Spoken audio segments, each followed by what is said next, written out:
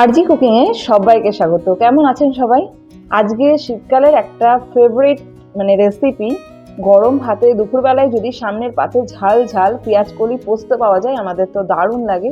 তো ভাবলাম আজকে আপনাদের জন্য বানিয়ে নিই পেঁয়াজ কলি পোস্ত। তো কিভাবে বানালাম পুরো ভিডিওটা যেন অবশ্যই দেখবেন। যদি ভালো লাগে অবশ্যই like, comment, share and subscribe করে দেবেন এবং সঙ্গে থাকবেন যেন অবশ্যই শেষ অবধি। তো চলুন বানিয়ে নিই।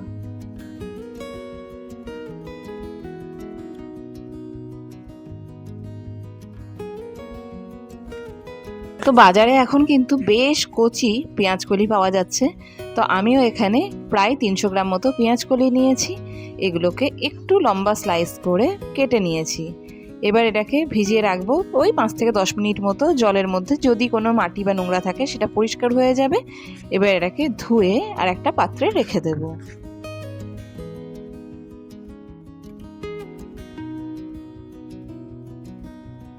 তো পেঁয়াজ কলি পোস্ত বানানোর জন্য আমাদের প্রথমে বেটে নিতে হবে পোস্ত।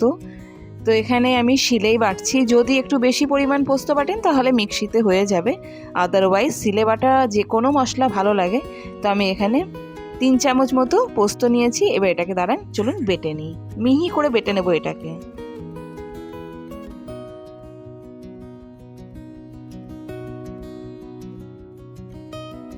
তো পোস্ত বাটা হয়ে গেছে পেঁয়াজ কলিতে। এবার দেব কুচনো পেঁয়াজ। তো এখানে পেঁয়াজটাকে ভালোভাবে ছাড়িয়ে লম্বা করে স্লাইস করে নিচ্ছি। এবার এটাকে পাতলা পাতলা করে কেটে নিচ্ছি এবং পেঁয়াজ কলি পোস্ততে একটু যদি সামনে পেঁয়াজের ফোড়ন দেওয়া হয় খেতে কিন্তু খুব ভালো লাগবে। তো প্রথমে আমি চলুন পেঁয়াজটাকে কেটে নিই। আর ওইদিকে আমি কড়াই কিন্তু গরম হতে দিয়ে দিয়েছিলাম। তার মধ্যে পুরো রান্নাটা কিন্তু আমি সর্ষের তেলে করব। তো প্রথমে সর্ষের তেল একটু গরম হতে দিই কড়াইয়ের মধ্যে। এবারে কড়াইয়ের মধ্যে দিয়ে দিচ্ছি, তেলটা গরম হয়ে আসলে 1 চামচ মতো কালো জিরে আর দিয়ে দেব একটা শুকনো লঙ্কা।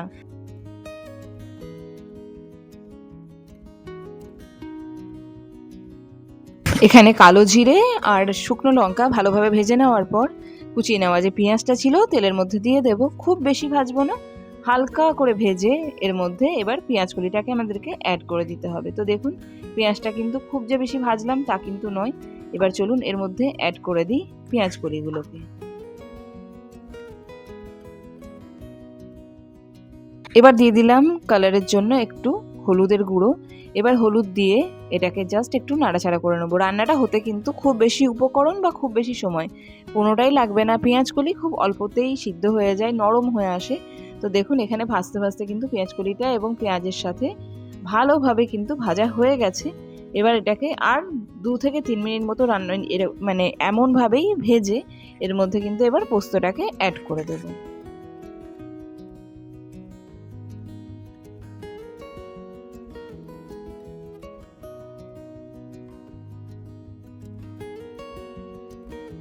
কিন্তু পেঁয়াজ কলি ভালোভাবে নরম হয়ে এসছে। এর মধ্যে দিয়ে দিলাম বেটে রাখা কাঁচা লঙ্কা আর পোস্ত।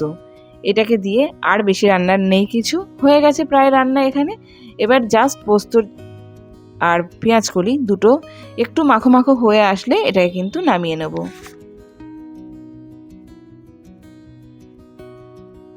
এবার যখন যে পরিমাণ আমি ঝোল রাখবো এর মধ্যে সেরকমভাবে স্বাদ মতো নুন দিয়ে দিচ্ছি আর একটুখানি চিনি দিয়ে দেবেন। চিনি দিলে কিন্তু এটা খেতে বেশ মজা লাগে। যারা চিনি পছন্দ করেন না সেটাকে বাদ দিয়ে দেবেন। তো দেখুন এখানে নুন মেশার জন্য পোস্তর সাথে একটুখানি রেখে দিলাম রেস্টিং টাইমে। এবার কিন্তু মাখো মাখো হয়ে এসছে। এই অবস্থায় আমি চিনিটাকে অ্যাড করে দেবো এর মধ্যে।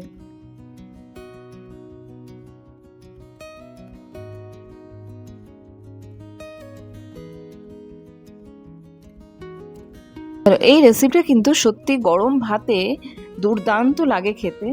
আর শেষে যদি একটু কাঁচা সর্ষের তেল অ্যাড করে নেওয়া হয়। তো এখানে তো পেঁয়াজ কলি পোস্ত রেডি হয়ে গেছে। এবার চলুন এটাকে সার্ভ করে নিই।